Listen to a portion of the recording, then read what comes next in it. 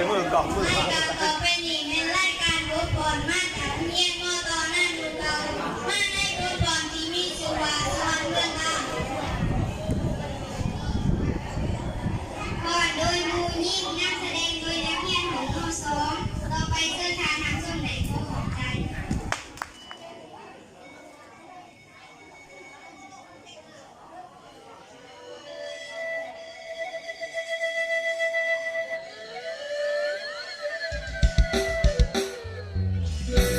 สำบายดี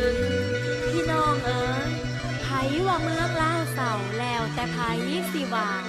มันสิโปบาทหลาตักแต่งสร้างหน่วยปลายดอกนะพี่น้องเอ๋ย